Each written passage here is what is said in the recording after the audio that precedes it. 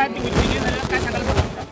सर्वात पहिले सगळ्यांचा आभार की देवाचे पण आभार मानते आणि पूर्ण अंबरनाथकरांचे आभार मानते की इतका विश्वास दाखवलाय माझ्यावरती आणि खूप खुश आहोत सगळे आम्ही.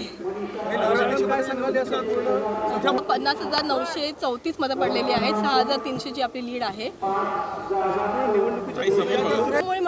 कसं माहिती का, इतके दिवस आम्ही प्रचारामध्ये बघितलं की त्या लोकांना ते नकोच होते अशा प्रकारे दिसले आणि भयमुक्त यासाठी बोलत होतो की याच्या आधीचे अनुभव होते, लोकांनी सांगितलेले होते आणि त्याच अनुभव लोकांना आला की आम्हाला काहीच करायला लागलं नाही, त्यांनीच ते केलं आणि त्याचे खड्डे खणले स्वतःच आणि त्या खड्ड्यात पडले असं मी म्हणतो.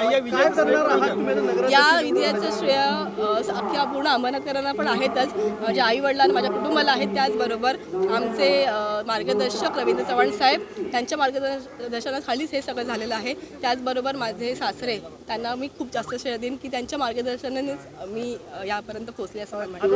मुख्यमंत्र्यांची देखील सभा झाली होती, नक्कीच काय झालं होतं, याच्या मुख्यमंत्री आल्यानंतर बऱ्याच ज्या गोष्टी होत्या त्या क्लिअर केल्या त्यांनी. त्यांचं नेहमी ते विकासाच्याबद्दल बोलतात आणि अंबरनाथचा विकास कसा करणार आहेत त्यांनी त्याचं सगळं काम सांगितलं आहे. त्याच्यामुळे जनता नक्कीच खुश आहे आणि म्हणून त्यांनी भाजपवर चांगला विश्वास दाखवला आहे. हे बघा, पहिले आपल्या अंबरनाथनं मूलभूत गरजांसाठी वंचित झालेलं आहे. पाणी मोठा प्रश्न आहे, स्वच्छता मोठा प्रश्न आहे. तर पाणी आणि स्वच्छता हे दोन प्रश्न मी